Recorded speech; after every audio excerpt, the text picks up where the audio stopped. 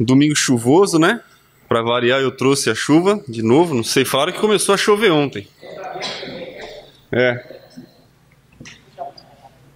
Obrigado. Romanos capítulo 11 é a nossa continuidade. E hoje a gente vai trabalhar do versículo 13 até o 24.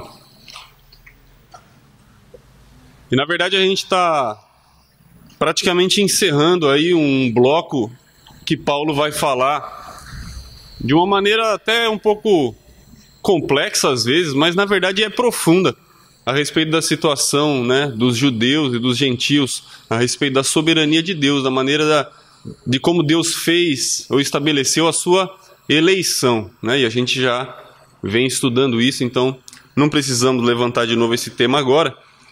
Mas eu lembro que na última aula que eu fiz aqui, que foi do capítulo 9, Paulo falava da sua profunda tristeza pelos seus irmãos. Os seus irmãos judeus que estavam perdidos, né? Ele vai dizer, olha, eu podia me fazer um amaldiçoado para poder resgatar os meus irmãos. Mas isso não era possível, e vocês estudaram aqui nas duas últimas aulas que a recusa dos judeus abriu oportunidade para os gentios. Então o evangelho, né, foi levado até os gentios para que eles pudessem encontrar essa salvação, e que agora Deus então vinha montando uma nova Israel. Agora é interessante que no livro de Romanos, Paulo vai dar o significado novo para essa palavra. Quando nós pensamos em Israel, o que é Israel? O que sempre foi Israel na história bíblica até agora? Um povo escolhido por Deus. Um povo que começou lá com uma promessa feita a Abraão, e que depois essa promessa passou para Isaac, e Isaac, seu filho Jacó, e seu filho Jacó teve o nome mudado para Israel, e daí em diante se fez aquela grande nação que Deus prometeu a Abraão. E Israel, desde então, vem sendo cada judeu que nasce e é circuncidado, e é um filho de Abraão por causa dessa marca na carne. Mas agora Paulo vai dizer, ele já disse, aliás, né, no capítulo 9, nem todo aquele que é judeu, né, de fato é filho de Abraão, filho da promessa. E ele vai explicar essa questão. E agora ele está mostrando aqui que Israel não é necessariamente todo judeu que nasce de Abraão, mas é todo aquele que anda por fé como Abraão andou. Já explicamos, também já trabalhamos esse tema. Ser israelita agora, olhando não pela visão biológica, material, humana, mas olhando pela visão espiritual, ser um israelita significava ser o povo de Deus. E pelo que nós estamos vendo aqui em Romanos, até mesmo os gentios estão se tornando israelitas. Não no sentido do proselitismo, né? Não que gentios estivessem se convertendo ao judaísmo para obedecer à lei de Moisés, mas gentios estão conseguindo encontrar a salvação por meio da fé em Jesus Cristo. E agora, Paulo vai trazer uma espécie de uma parábola. Nesse trecho aqui do capítulo 11, do 13 ao 24, ele vai falar sobre uma parábola de uma oliveira. E vai tentar explicar essa questão de como judeus e gentios estão interagindo dentro desse plano divino. Vamos fazer a leitura então do nosso trecho de hoje, Romanos capítulo 11, do 13 ao 24.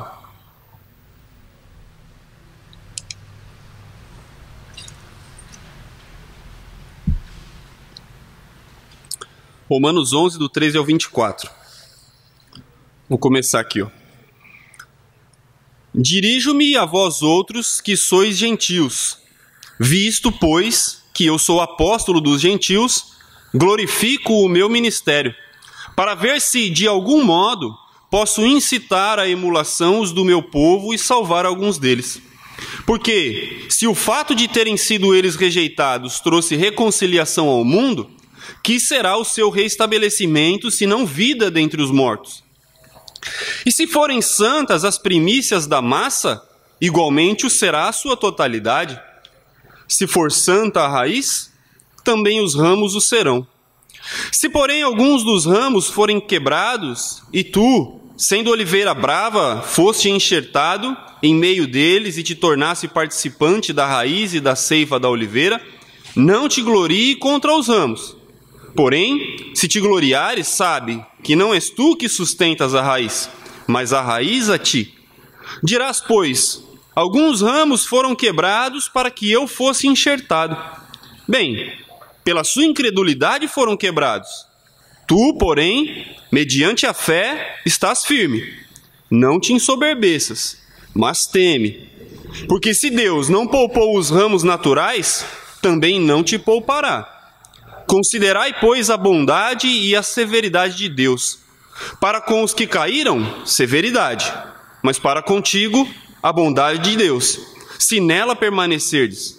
Doutra sorte, também tu serás cortado. Eles também, se não permanecerem na incredulidade, serão enxertados, pois Deus é poderoso para os enxertar de novo.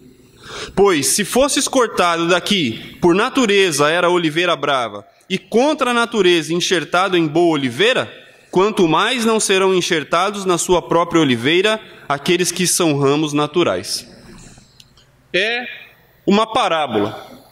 E se você pensar um pouquinho, lembra a gente daquela parábola que Jesus vai mencionar em João, que ele vai falar sobre quem lembra? A parábola da videira. Ele vai dizer, eu sou a videira e vocês são as varas, né?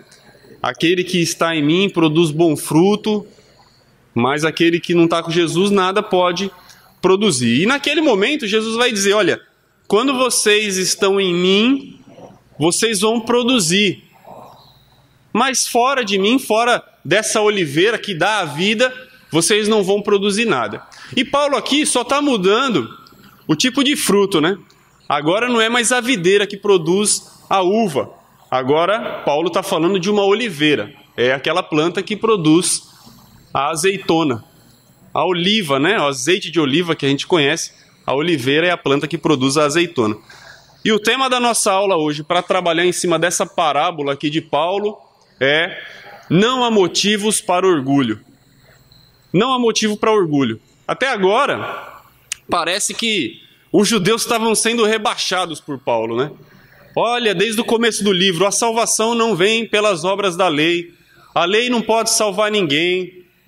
Tudo isso que o judeu podia se gloriar pela sua história não era mérito deles. A salvação vinha pela fé naquilo que Jesus fez. Porque a lei, ela só manifesta o pecado, só revela ainda mais a nossa natureza, de que por nossas próprias forças, nós não somos capazes de cumprir plenamente com a vontade de Deus. Precisamos de Jesus para fazer o que nós não conseguimos fazer. E chega um momento aqui, né, que os gentios poderiam estar dizendo, olha, os judeus foram tão maus, né, na sua tentativa de fazer a vontade de Deus, que agora abriu espaço para a gente. E Paulo vai mostrar nesse momento que os gentios não poderiam de maneira nenhuma se ensoberbecer, se gloriar e falar, olha, nós somos melhores que os judeus. Eles foram tão incrédulos, tão pecadores, que foi aberta uma oportunidade para nós, que somos melhores do que eles. Não. O caminho não é esse.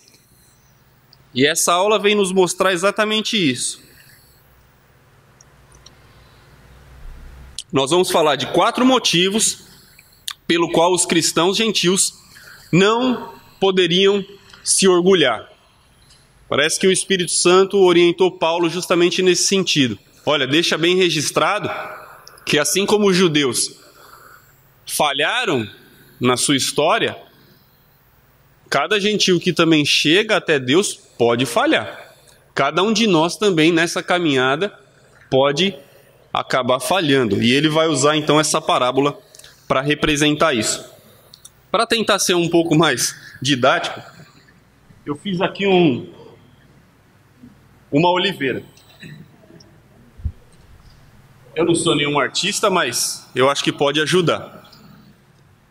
Eu sei que aqui tem muitos artistas, né? Não dá risada, tá? Imagina que isso aqui seja uma oliveira. E Paulo está trabalhando. Eu vou ficar bem escondidinho atrás dela aqui, que é para vocês prestarem bem atenção nela. Paulo vai dizer o quê? Isso aqui era Israel. É o que ele está dizendo aqui nessa parábola. Essa oliveira representava Israel, o povo de Deus. E ele vai dizer que cada raminho desse aqui era, na verdade, um judeu que estava ligado à nação de Israel. Então a gente tem um judeuzinho aqui, né? Vários. E ele vai dizer, mas em algum momento, esses judeus, quando Jesus veio ao mundo, o que cada judeu precisava entender? Que Jesus era o Messias, o Salvador, o Cristo. Mas a gente sabe que infelizmente isso não aconteceu. Uma grande maioria dos judeus não acreditou em Jesus.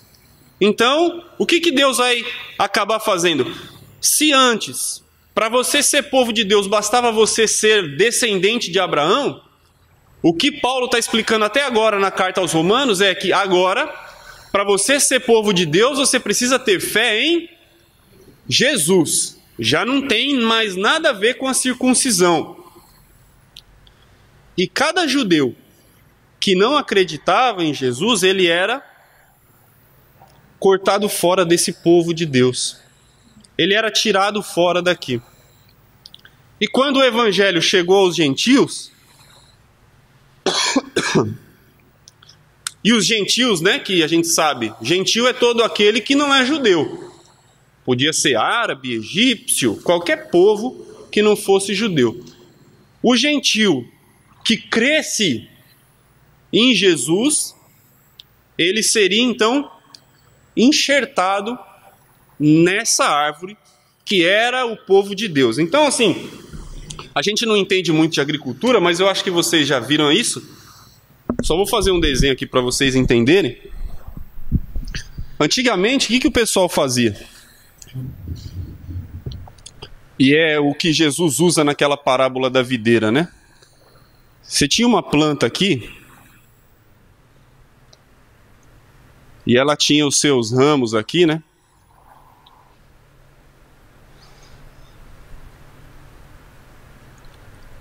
Esse ramo não estava produzindo muito.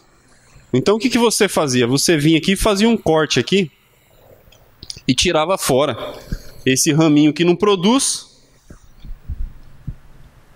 Deixava aberto aqui o caule, né? E você fazia um enxerto. Você pegava um outro ramo de uma outra planta, colocava aqui. Aí eles amarravam aqui, né? E a seiva que vinha aqui das raízes dessa planta começavam a suprir e esse ramo começava a produzir. Então o ramo antigo que não estava rendendo nada, né? Só consumia a seiva, mas não produzia nada. O agricultor não quer. O agricultor quer uma planta que produza frutos e bons frutos. Se não produz, é cortado. A gente já ouviu isso aí em outros lugares na Bíblia, né? João Batista vai dizer, falando exatamente sobre essa questão. A árvore que não produz bom fruto é cortada e lançada no fogo. Então Deus, ele também sempre vai querer que nós, né, no caso da parábola de Jesus, Jesus é essa videira. Por quê? Porque ele alimenta, ele supre, ele dá sustentação, ele que mantém tudo. E nós, quando estamos enxertados aqui em Jesus, precisamos produzir os frutos, né? Agora, se eu não estou produzindo, o que Jesus vai dizer? Você vai ser cortado, vai ser lançado fora.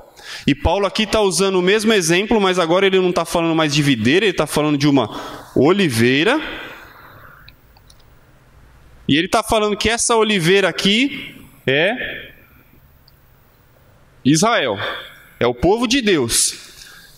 E cada vez que um judeu não crê em Jesus, né, naquela pregação que ele ia fazendo, no mundo espiritual, o que acontecia com esse judeu? Ele, apesar de ser circuncidado e etc., ele deixava de fazer parte do povo de Deus e ficava uma vaga aqui, vamos dizer assim, para um gentio entrar e poder viver com Deus. Então, entendendo essa questão, vamos começar a falar sobre os motivos pelos quais os gentios não deveriam se orgulhar. O primeiro deles, que Paulo vai apresentar aqui, e a gente vai estar usando sempre essa arvorezinha aqui, o primeiro deles é que a rejeição aos judeus não era definitiva. Então, olha aí dos versículos 13 ao 16, a gente vai ler de novo, para a gente perceber. O gentio tinha falhado ao rejeitar Jesus? Tinha. Mas isso não era assim, olha, acabou as chances, você não tem mais possibilidade. Todos tiveram possibilidade, né? Quando Pedro fez aquela pregação lá, em Atos capítulo 2, quando o Espírito foi derramado, boa parte daqueles ouvintes, inclusive dos que aceitaram o batismo, né, foram quase 3.000, boa parte deles tinham rejeitado Jesus na celebração da Páscoa, 50 dias atrás. Mas agora o texto vai dizer lá, né, que o coração deles ficou compungido e eles queriam saber, como que nós podemos resolver esse problema? Então, mesmo os judeus que falharam, não acreditando em Jesus, as portas continuavam abertas para que eles pudessem encontrar a salvação, voltar a ser povo de Deus. Então, olha lá, versículo 13 ao 16 de novo. Paulo vai dizer: dirijo-me a vós outros que são gentios, visto, pois, que eu sou apóstolo dos gentios, glorifico o meu ministério, para ver se de algum modo posso incitar à emulação os do meu povo e salvar alguns deles. O que Paulo está dizendo aqui? Eu me glorio no meu ministério, eu mostro a grandeza e tento mostrar para cada judeu como tem sido frutífero o ministério entre os gentios, tento mostrar para cada judeu como muitos gentios estão aceitando a Jesus. Por quê? Porque de repente algum judeu possa olhar e falar: nossa,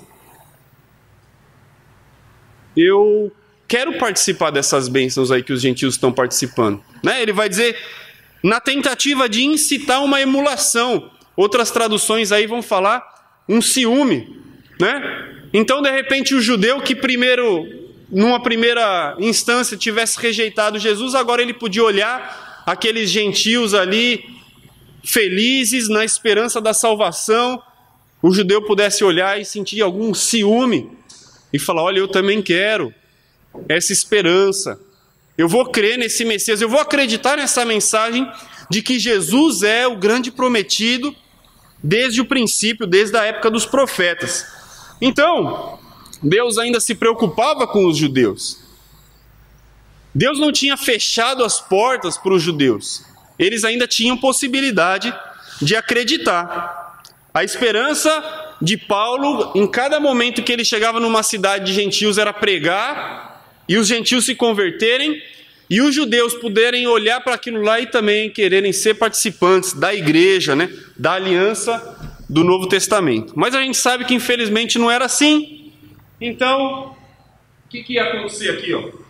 Esse judeuzinho aqui ouviu a pregação de Jesus, mas ele não acreditou. O que vai acontecer com ele?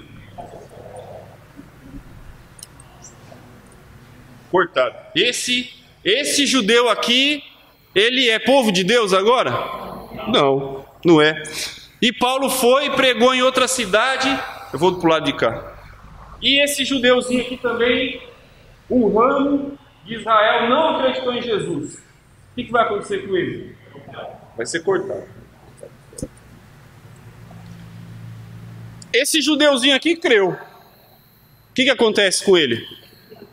Ele fica. Esse creu. Vai ficar. Esse aqui não. Vamos cortar ele fora. Tchau. Era assim que estava acontecendo. Cada judeu que ouvia a mensagem do evangelho da salvação em Jesus Cristo e falava: não, eu vou ficar com Moisés, ele saía fora. Ele deixava de ser povo de Deus, de fazer parte da nação de Deus. Ah, mas ele era circuncidado. Ele guardava os princípios da lei.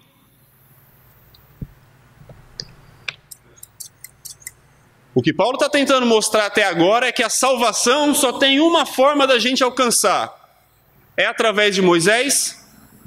É pela circuncisão da carne? É pela obediência aos princípios da lei? Qual é a única maneira de alcançar a salvação? Jesus. E cada judeu que não acreditava em Jesus, ele deixava de ser povo de Deus. E aí Paulo chegava naquelas cidades gentílicas, chegava numa sinagoga, era sempre a primeira coisa que ele fazia, pregava na sinagoga, e os judeus que tinham que acreditar, acreditavam, os que não queriam acreditar em Jesus não acreditavam, e Paulo fazia o quê? Sacudia a poeira das suas sandálias e falava: de agora em diante eu vou para os gentios. E ele saía pela cidade pregando, e de repente ele encontrava um gentil que acreditava em Jesus. Olha, achei um gentilzinho que pode se tornar um ramo no povo de Deus. O que acontecia com esse gentil? Ele era enxertado aqui. Eu não vou ter como enxertar, né? Mas fica aqui. Não vai dar. Mas tudo bem. Vocês entenderam. Olha ele aqui, ó. O gentil foi enxertado. E Paulo continuava pregando, e mais um gentil acreditava em Jesus, entregava sua vida ao Senhor, era batizado, e ele era enxertado. E aí ele encontrou um gentil que não acreditou em Jesus. O que aconteceu com esse gentil? Continuou fora aqui. Ele era possivelmente um ramo, mas continuou fora. E assim, aquela Israel, que era na verdade uma nação formada por uma descendência física, biológica, bastava você nascer de um pai judeu, que você era judeu, já estava mudando essa história. Agora, para você ser povo de Deus, você precisava ter fé em Jesus. Essa é a Israel espiritual. É isso que Paulo está mostrando aqui. E ele vai dizer, nesse trecho aqui, né? Cada vez que eu saio, versículo 14, cada vez que eu saio e prego, e um gentil crê em Deus, de repente aquele judeu que foi cortado, ele pode olhar e falar: eu queria voltar a fazer parte desse plano. De repente esse judeu que tinha sido num primeiro momento cortado, ele podia ficar com ciúme, porque gentios estão participando dessa esperança, estão se achegando a Deus, e ele podia falar: eu queria voltar para cá. Então Paulo vai dizer: eu glorifico o meu ministério aos gentios, para ver se de algum modo eu incito, eu estimulo a um ciúmes, a um desejo de retorno do meu povo, para que de repente alguns deles consigam encontrar agora a salvação que está em Cristo. Versículo 15: porque se o fato de terem sido eles rejeitados, quando cada judeuzinho desse aqui era rejeitado e cortado fora, o que acontecia? Abria a oportunidade para o mundo ser reconciliado. Então cada gentil que entrava, né? Por que a salvação chegou aos gentios? Porque os judeus estavam rejeitando, e o plano de Deus se cumpria, e os gentios estavam tendo acesso a essa salvação. Mas Paulo vai dizer: se a rejeição deles, se a incredulidade desses judeus, olha só, obrigado, aí tá vendo? Falei que tá cheio de artista aqui. Vamos ver se eu consigo fazer isso. Eu usei um papelão aqui de meio durinho, mas vai dar certo. Vamos enxertar. Se Deus conseguiu enxertar os gentios aqui, se a gente foi perdoado, eu não vou conseguir furar uma árvore com um palito de dente. E Paulo está tentando mostrar aqui que a rejeição dos judeus estava... Olha que maravilha, hein? Um deu certo, vamos manter assim para não estragar tudo. Quando cada judeu desse aqui rejeitou a salvação, ficaram abrindo vagas, vamos dizer assim, de uma maneira simples, para que os gentios pudessem chegar ao povo de Deus. Não vagas no sentido de que o número contado fosse fechado. Olha, nós temos X vagas e quando preencher... Não, está aberto. O plano, a família de Deus está aberta para que a gente possa, cada um a cada dia, chegar e ser acrescentado. Mas quando um judeu era retirado, a possibilidade para os gentios se tornava cada vez mais clara. E o que Paulo está dizendo aqui, versículo 15, se a rejeição desses judeus aqui deu oportunidade para o mundo ser reconciliado, quando um judeuzinho desse aqui quiser voltar, será que é possível? Claro que é. Muito possível. Porque se um ramo que nem era dessa árvore conseguiu ser enxertado, esse raminho que já é natural, que já nasceu nela, também pode muito bem voltar para cá. Ele vai dizer no versículo 15: o que será do seu reestabelecimento, senão vida dentre os mortos? E aí não está falando de vida dentre os mortos no sentido físico, né? Alguém que morreu e vai ser ressurreto. Mas também no sentido espiritual. Esse judeu que foi cortado, ele morreu espiritualmente. Pela sua rejeição a Jesus, ele está morto. Mas ele pode voltar à vida. Como? Crendo em Jesus, tendo seus pecados perdoados. Não é assim que todos nós somos ressurretos? Através das águas no batismo? Então cada judeu também poderia ser, como ele vai dizer no finalzinho do versículo 15, revivido, ressurreto dentre os mortos para uma nova vida. Versículo 16: e se forem santas as primícias da massa, igualmente será a sua totalidade. Se for santa a raiz, também os ramos o serão. Parece que ele fez um resgate a um princípio lá da lei, né? Lá em Números vai dizer que quando um judeu faria uma oferta para Deus, né, e tinha ofertas de várias coisas, de animais, de bebidas, de cereais, várias coisas eram ofertadas para Deus. E quando o judeu fazia uma oferta de uma porção da sua massa que ele preparava, o restante da massa era santificado.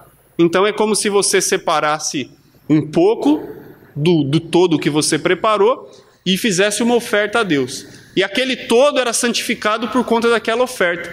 Então ele vai dizer, se as primícias eram santas, ou seja, se uma parte dessa massa aqui, que era o povo de Israel, foi santa, por que o todo não pode ser?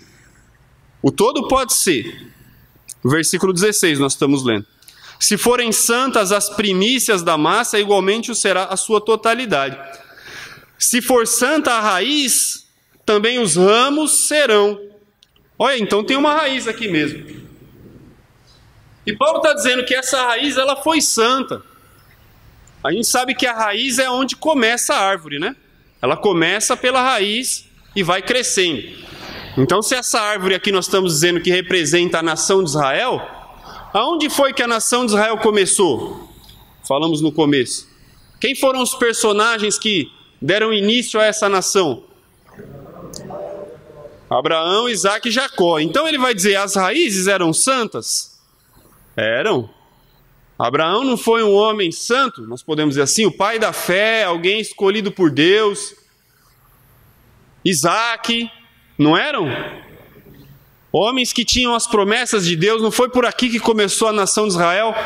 Então vamos imaginar que Abraão, Isaque e Jacó fossem essa raiz aqui, ó, que deram início para a nação de Israel. Ele vai dizer, se esses homens aqui foram homens santos, né, vamos dizer assim, se esses homens aqui foram aceitos por Deus por conta da sua fé, se esses homens aqui seguiram conforme o plano de Deus, por que toda a nação de Israel também não pode ser assim? Por que toda árvore não pode ser tão boa quanto foram as raízes lá no passado? É o que Paulo está querendo dizer. Então, a primeira razão pela qual os gentios não poderiam se orgulhar é porque essa poda que está sendo feita, esse corte dos judeus, não é definitivo. Eles estão sendo retirados. Aí o judeu poderia chegar aqui e falar, você saiu fora e eu ocupei o seu lugar. Podia falar? Não, porque esse carinha ainda pode voltar para a árvore. Então a primeira razão pela qual o gentio enxertado não pode se orgulhar é porque esse judeu não foi banido para sempre. Tá? Essa é a primeira razão. Eles poderiam voltar. Segunda razão é que a aceitação dos gentios, esse que entrou aqui, esse aqui também que entrou, eu vou tentar furar esse carinha aqui também. Vamos ver o que vai dar isso aqui. Esse outro rapazinho bom que acreditou em Jesus, né? Bom porque acreditou em Jesus, né? Que pode ser cada um de nós aqui, que somos enxertados, se você quer trazer bem essa questão para hoje, eu e você que somos batizados, e não só ser batizado, né? Mas nós que vivemos uma vida que agrada ao Senhor, nós que procuramos manter aquele velho homem morto, nós somos cada um desses aqui enxertados, porque nós não éramos judeus, não somos judeus. Olhando pela essa visão de judeu e gentil, nós somos os gentios. Nós não somos a judeus descendentes de Abraão no sentido físico. Então, nós podemos representar esse rapazinho e esse rapazinho aqui enxertados na árvore. Mas nós não podemos olhar para os judeus, por exemplo, e falar: ah, vocês foram banidos. Nós chegamos até aqui na árvore porque tivemos a fé que vocês não tiveram. Somos melhores do que vocês. Não. Nós não fomos enxertados por causa dos nossos méritos. Nós não chegamos a essa família de Deus, a essa árvore de Deus, porque somos bons. Muito pelo contrário. Foi unicamente pela graça de Deus, que é o que Paulo está tentando mostrar aqui na carta aos Romanos desde o começo. E aqui ele vai dizer no versículo 17 e 18, justamente que não era mérito dos gentios. Vê lá. Se, porém, alguns dos ramos forem quebrados, né, ou seja, os judeus que saíram, se alguns deles foram quebrados, e tu sou eu e você, que fazemos parte, vamos dizer, do mundo que era gentil. Se nós, sendo uma oliveira brava, sendo também oliveira, mas selvagem, não fazendo parte desse povo de Deus, se nós, sendo oliveira brava, fomos enxertados em meio deles e nos tornamos participantes dessa mesma raiz, não foi o que Paulo já vem dizendo? Que nós nos tornamos filhos de Abraão por causa da fé, porque temos a mesma fé que ele teve. Então hoje nós podemos dizer que somos filhos de Abraão porque imitamos a fé que Abraão teve. Então fomos enxertados aqui e nos tornamos participantes dessa raiz e desfrutamos dessa mesma seiva. Mas olha, versículo 18, não te glories, não se encha de glória, de soberba, contra esses ramos aqui, contra os ramos que saíram fora. Porém, se você se gloriar, sabe que não é você que sustenta essa raiz, mas ela sustenta você. É tudo uma parábola. Então quem é que dá vida para essa planta? É esse raminho que foi enxertado aqui? É ele que mantém ela viva? Quem é que mantém? A raiz ainda mantém a árvore viva. E a raiz está ligado com Abraão, está ligado com as promessas de Deus para os patriarcas, para os antepassados. E hoje eu e você podemos desfrutar da salvação em Cristo, porque lá no passado Deus prometeu isso. Não somos nós que produzimos a salvação ou que sustentamos ela. Não somos nós que fazemos o plano de Deus através dos patriarcas funcionar, mas é justamente a história da promessa de Deus que nos sustenta. É o que Deus quis trazer desde o princípio que dá vida para nós hoje. Então ele vai dizer, esse cara gentil e incrédulo saiu para que eu e você pudéssemos entrar na família de Deus, na árvore que representa o povo de Deus. Mas não devemos nos gloriar com esses que saíram, porque afinal de contas, a árvore não vive por nossa causa, mas vive por causa da promessa de Deus, por causa de patriarcas que começaram acreditando no plano de Deus. Então nós somos beneficiados também pelos judeus. Jesus vai dizer isso para a mulher samaritana, né? A salvação vem dos judeus. Porque Jesus era um judeu. E de certa forma parece que Paulo vai dizer, a gente devia se compadecer por eles não estarem crendo. Porque eles viveram a história que trouxe o Messias e que hoje nos dá a possibilidade da salvação. Então essa é a segunda razão do porquê nós não devemos nos orgulhar. Os ramos quebrados eram os judeus que pela incredulidade foram quebrados. Ele vai dizer aí, né?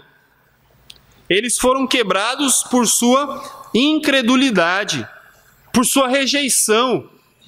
Essa era a questão. Você ficar ou não na árvore tem a ver com a sua fé. Terceira razão. A terceira razão pela qual nós não devemos nos orgulhar contra os gentios, ou no caso aqui, contextualizando, esses gentios não deveriam se orgulhar contra os judeus, é que a nossa situação hoje não é irreversível. Nós somos enxertados aqui, mas assim como um judeu foi cortado, eu também que fui enxertado posso sair fora também. Eu posso um dia voltar a ser cortado dessa árvore. Dá uma olhadinha aí no versículo 19 até o 22. Dirá, pois, quem dirá? Interpretando a parábola, quem dirá? Os gentios, né? Olha o contexto, versículo 18. Não te glorie, quem? Você, gentil, contra os ramos, contra os judeus. Quem tem o palitinho é gentil. Não te glorie contra os ramos naturais, porque não é você que sustenta a raiz. Agora, o que você pode dizer, gentil? Versículo 19. Alguns ramos foram quebrados, ou seja, alguns judeus foram arrancados para que o gentil fosse enxertado. Versículo 20. Bem, pela sua incredulidade foram quebrados. Pela incredulidade de quem? Judeus. Pela sua incredulidade foram quebrados. Tu, porém, tu quem? Gentios. Mediante a fé, está firme. Olha aqui, mediante a fé. Enquanto houver fé, você está aqui, faz parte do povo de Deus. Não te ensoberbeça, mas tenha medo. Você está aqui, eu estou aqui, mas não é para a gente ficar cheio de vanglórias. Verso 21. Porque se Deus não poupou um ramo que era natural da árvore, um ramo que já nasceu aqui desde pequenininho, e cresceu bonitinho, e tinha tudo para dar fruto, se esse aqui não foi poupado... Versículo 21, também não te poupará. Então, se eu também for incrédulo como um judeu foi, o que acontece? Eu saio fora. A árvore do plano de Deus, o povo de Deus, sempre vai continuar aqui, ó, esperando a volta do Senhor. Eu posso estar aqui ou não. Depende da minha fé. Se eu continuar tendo fé em Jesus, e nós sabemos o que é ter fé em Jesus, né? É andar nas pisaduras de Abraão, é obedecer, é viver a vontade de Deus. Enquanto eu fizer isso, estou garantido aqui, ó, sem orgulho, vou continuar aqui. Mas a partir do momento que eu começar a me gloriar por estar aqui, Paulo vai dizer, tenha medo. Tenha medo, versículo 22. Considere a bondade de Deus, mas também considere a severidade. Porque Deus é bom, mas Ele também é severo.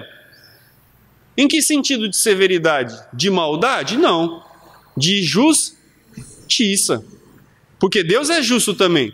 Se Deus disse lá no passado que só ia viver aquele que tivesse fé em Jesus, Ele não disse isso desde lá do passado para Abacuque, o justo viverá pela fé. E Paulo, inclusive, vai repetir isso aqui no capítulo 1 de Romanos. Se o justo vai viver pela fé, quem não tem fé não vai viver. E se Deus disse isso, Ele vai cumprir, nem que isso pareça aos nossos olhos severo. E os judeus foram cortados por falta de fé. E Ele vai dizer, considere essa questão. Deus é bondoso? Sim, mas Deus também é severo. Para esses judeus que foram cortados, nós vemos a severidade de Deus. Para cada um de nós que fomos enxertados, nós vemos a bondade de Deus. Bondade com esse que não era povo, mas se tornou povo, né? Versículo 22. Para com os que caíram, judeus, severidade. Mas para contigo, para comigo, a bondade de Deus, se nela permanecerdes. Então agora nós entramos aqui no ramo e estamos ainda vivendo a bondade de Deus. Mas se nós permanecermos em fé. Porque se nós abandonarmos a fé, de outra sorte, também tu será cortado. Então a nossa situação de ser enxertado nessa árvore também não é irreversível. Os judeus foram cortados? Foram, mas não para sempre. As portas estão abertas para eles. Eu e você fomos enxertados? Fomos, mas não para sempre. Nós ainda podemos cair. Se nós abandonarmos a fé. Se nós fizermos o que os judeus fizeram, que foi não acreditar em Jesus. Mas nós vamos cair. Essa é mais uma razão pela qual nós não podemos nos gloriar. E a última razão é que a aceitação desses ramos cortados dos judeus ainda é possível. Pode ser que um judeu um dia volte para essa árvore, como muitos voltaram na história bíblica, e Paulo é um desses. Nós podemos dizer que quando Jesus morreu na cruz e Paulo começou a perseguir os cristãos, o que aconteceu com Paulo? Ele foi cortado. Perseguindo a igreja, ele deixou de ser povo de Deus. Mas quando Paulo teve aquele encontro com Jesus no caminho para Damasco e creu em Jesus, o que aconteceu com Paulo? Ele voltou para cá. Mas ele sabia e ele falava: quem está de pé, cuida para que não caia. Ele sabia que ele também podia voltar a ser cortado, assim como todos nós podemos. Então, mais uma razão aqui agora, a quarta e última da nossa aula, porque os gentios enxertados não deveriam se gloriar, porque os judeus ainda poderiam voltar, versículo 23 e 24. Eles também, eles quem? Judeus, se não permanecerem na incredulidade, serão enxertados. Pois Deus é poderoso para os enxertar de novo. Então aquilo ali que parece um milagre, né? Você cortar uma planta, um caule de uma plantinha e colocar na outra, e ele viver e dar fruto, é um milagre, né? Imagina, pensando em termos mais humanos, eu perder um braço e alguém me dá um braço, eu colocar aqui, fazer uma atadura e espera 2 meses, está funcionando o braço de novo. A gente sabe que isso não é possível. Então aquilo que dá para se fazer ali com as plantas é um milagre. E Paulo vai dizer, realmente, é um milagre. E Deus é poderoso para fazer com que esse judeu que num primeiro momento não acreditou em Jesus, se ele acreditar, ele pode ser enxertado aqui. Ele pode ter vida de novo. 23. Eles também, se não permanecerem na sua incredulidade, serão enxertados, pois Deus é poderoso para os enxertar de novo. 24. Pois se fostes cortado daqui por natureza era a oliveira brava, então se eu, gentil, saí de uma árvore que nem era essa daqui, e ainda assim consegui ser enxertado, e estou podendo produzir frutos contra a própria natureza, quanto mais não podem ser enxertados os que naturalmente já nasceram nela. Ou seja, os que naturalmente já eram judeus, já eram filhos da promessa, já tinham uma história com Deus, dos seus antepassados e tudo isso. Eles então podem voltar também para cá. Não há motivo para a gente se orgulhar sobre os judeus. Talvez isso para nós soe de uma forma meio impessoal hoje, mas naquela época, se nós lembrarmos que essa igreja, ela era a convivência de gentios e de judeus, se nós lembrarmos que essa igreja aqui no primeiro século era formada por cristãos, vamos dizer assim, que tinham vindo daquele mundo perdido, e cristãos que eram judeus, e provavelmente havia um conflito naquela igreja, se nós entendermos que Paulo desde o começo está tentando sanar essa dificuldade na igreja, o texto vai fazer todo sentido. Porque até agora ele vem dizendo, judeus não estão acima de gentios, gentios não estão acima de judeus, e se um gentio, por acaso, quiser se orgulhar, achar que é melhor, achar que foi mais obediente do que um judeu, não faça isso. Não se orgulhe, Paulo vai dizer. Porque ainda assim, todos nós continuamos dependendo da fé em Jesus, da graça de Deus e não há motivo. Aplicando para os nossos tempos hoje, tentando até tirar um pouco do contexto, né, da questão... Eu vou tirar essa árvorezinha daqui agora. Tirando um pouquinho da questão de judeu e gentil, aquele negócio assim, você entra na igreja, você se torna um cristão. Às vezes o cristão mais velho pode achar que é melhor do que o cristão mais novo, ou o cristão mais novo achar que é melhor que o cristão mais velho, por alguma razão. Não há essa necessidade e, na verdade, isso nem é preciso. Não há razão para um achar que é melhor do que o outro, porque todos foram acrescentados ao mesmo corpo. E a grande necessidade que todos nós temos é a fé. É a fé que faz o que Abraão fez, que anda na vontade de Deus, que vai atrás de Deus. Essa é a razão pela qual nós podemos nos orgulhar. Fomos salvos pela graça de Deus, não por causa dos nossos méritos pessoais, é o que Paulo está tentando dizer aqui. Ah, mas o meu pai ou a minha mãe não eram do mundo religioso, então eu sou inferior aos outros. Não, você chegou à igreja e você é tão cristão, se você tem fé em Jesus, como qualquer outro cristão que está aqui dentro. O escritor aqui dessa aula ele vai deixar duas reflexões interessantes na conclusão, e eu vou ler aqui para a gente, que eu acho que cabe de uma maneira bem prática. Se você ainda não entregou a sua vida a Deus, pode achar difícil humilhar-se, a ponto de se arrepender dos seus pecados e submeter-se às ordenanças do Senhor. Por outro lado, se você é um cristão infiel, pode ser difícil confessar os seus pecados, se arrepender e pedir que outros orem por você. Então, tanto aquele que não é cristão, como aquele que é cristão, mas está afastado de Deus ou está vivendo uma vida que não deve, em ambos os casos pode parecer difícil a reconciliação, pode parecer difícil obter o perdão de Deus. Mas ele vai dizer aqui, se ambos não tomarem uma atitude hoje, estarão permitindo que o orgulho mantenha cada um deles longe do céu. A questão pela qual Paulo aqui está lutando, fazendo assim, usando o seu tempo, usando linhas da sua carta, para que esse problema não nasça na igreja. O problema do orgulho que é tão grave, que é tão sério. Olha, não deixem com que a divisão da igreja que ele está até agora tentando sanar por meio de todas essas explicações teológicas, dê lugar ao orgulho, porque seria um novo pecado para dividir. Então o orgulho era um problema? Era. E aqui nós temos pelo menos 4 razões pela qual os gentios não deveriam deixar esse sentimento nascer no coração deles.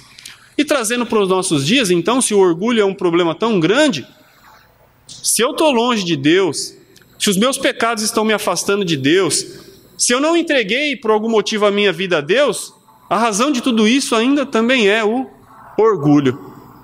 E assim como muitos judeus foram cortados do povo de Deus, assim como os gentios também podem ser cada um de nós. Se deixar com que o orgulho domine o nosso coração, também ficaremos fora da família de Deus. Uma questão para se pensar bastante prática, né? Para os nossos tempos.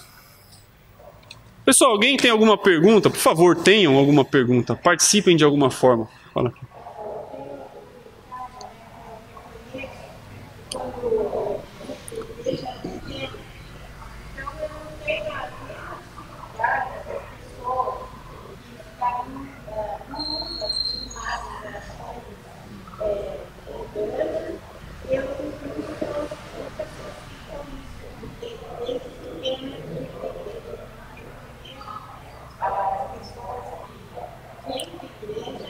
Elas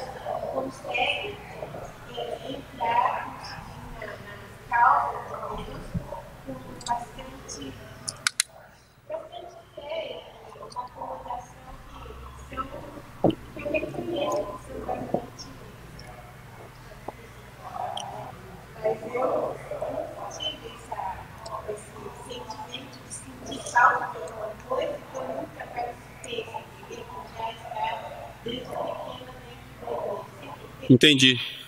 E é isso mesmo que a gente precisa, né? Ver essa virtude, porque eu também penso nisso. O que é mais nobre? Uma pessoa que nunca, vou usar o exemplo que normalmente eu uso, né? O que é mais nobre? Uma pessoa que nunca usou drogas e hoje também não usa, ou um ex-viciado não usar mais drogas? O ex-viciado, porque ele já experimentou, ele já teve problema com isso, e hoje ele luta contra esse vício, seja droga, seja álcool, seja qualquer coisa, adultério.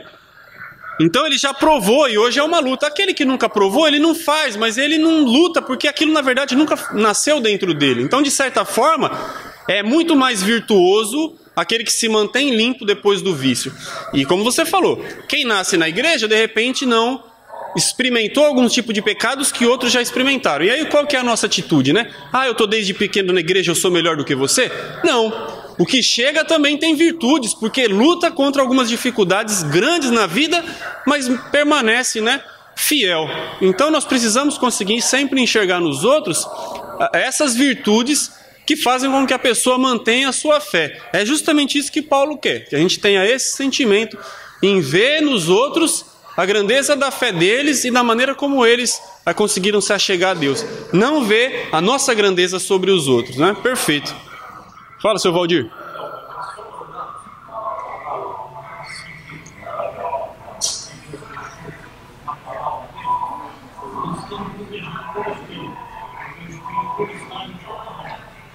Cada um fazendo o seu, com certeza está. Esse é o nosso desafio, andar conforme a palavra. Se nós andarmos conforme a palavra de Deus, pode ter certeza que nós não vamos ser cortados da oliveira do povo de Deus. Maravilha. É isso que nós precisamos. Mais alguém?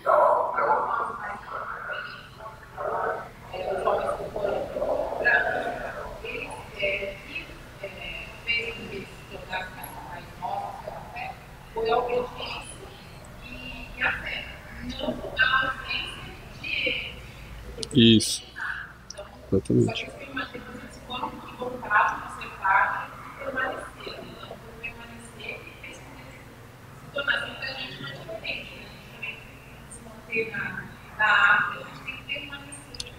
Isso.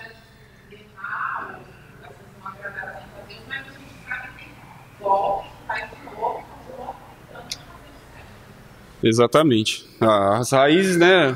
As raízes não são as raízes. O plano de Deus não se desenvolveu através dos patriarcas porque eles eram pessoas repreensíveis, né? Nunca erraram, perfeitas. Não, eles tiveram as suas dificuldades. E nós vemos na Bíblia algumas coisas estranhas que Jacó, por exemplo, fez.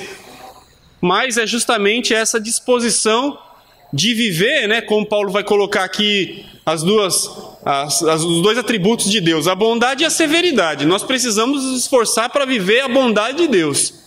A partir do momento que a gente começar a jogar as fichas, Deus vai ser severo conosco. Exatamente. Maravilha. Bom, eu espero que todos tenham compreendido, espero que aquela árvore tenha ajudado de alguma forma. Tá legal? Vamos agradecer a Deus, vamos orar então? Nosso Pai Santo e maravilhoso, nós te agradecemos, Senhor, porque a bondade do Senhor nos alcançou. O Senhor elaborou e levou a cabo um plano perfeito através do seu Filho Jesus, um plano de redenção para a humanidade, e nós somos muito agradecidos, ó Pai, porque fomos beneficiados. Não é por qualquer mérito que tenhamos, Pai, não é por nossas obras que Jesus veio ao mundo, mas é por causa do amor do Senhor, é por causa da graça, da misericórdia do Senhor, que nós conseguimos ser enxertados, Pai, ao Teu povo. E não só queremos permanecer, ó Deus, como ramos ali colocados, mas o nosso desejo, ó Deus, e a vontade do Senhor é que nós possamos produzir. E sabemos que o Senhor tem nos dado tudo que é necessário para que possamos produzir, Pai. Nós sabemos que o Senhor, que é a videira verdadeira, tem nos fornecido todos os nutrientes, tem nos fornecido a sua palavra, o seu espírito, o seu consolo, a sua direção, para que possamos produzir frutos, Pai, frutos que agradem ao Senhor, para que possamos ter a nossa vida transformada a cada dia, porque esse é o fruto que o Senhor espera, para que possamos, ó Deus, levar o seu evangelho a esse mundo afora. O Senhor tem nos dado todo o sustento necessário para que sejamos plenamente capacitados a viver essa vida agradável ao Senhor. Então que nós possamos, ó Deus, fazer jus a essa nossa família que vivemos. Que nós possamos, ó Deus, dizer não para aquela velha natureza morta, pecaminosa, e agora viver de fato a vida que o Senhor nos deu gratuitamente, Pai. Que agora possamos, ó Deus, produzir frutos que agradem ao Senhor. Não frutos que vão abrir para nós o caminho até o céu, ó Deus, porque o nosso caminho o Senhor já abriu, mas que nós possamos produzir porque estamos entendendo, ó Pai, que o Senhor nos deu gratuitamente a sua salvação através do seu Filho Jesus. Nós agradecemos, Pai Santo, por esse plano infalível que o Senhor realizou. Agradecemos pela misericórdia do Senhor, que abriu para nós as portas de um reino tão maravilhoso. E é toda essa gratidão que nós queremos te entregar, Pai, no culto que se inicia agora. É justamente pela essa bondade grandiosa do Senhor, é justamente por esse amor, é justamente porque o Senhor é um Pai que está de braços abertos, com o colo pronto para nos receber, que nós vamos cantar, vamos orar, vamos louvar ao Senhor, vamos ofertar, vamos partir o pão no memorial do seu Filho. É por isso que nós vamos, Pai, com reverência, entregar o nosso coração, os nossos ouvidos, a nossa mente à palavra do Senhor. E que o Senhor venha, ó Deus, a cada dia, aceitar com amor a nossa adoração, aquilo que entregamos ao Senhor, Pai, porque tem sido sincero. Obrigado, nosso Deus, nós te louvamos, o Senhor é digno, merecedor, e é por isso que nós engrandecemos o seu nome, através do seu Filho Jesus. Amém.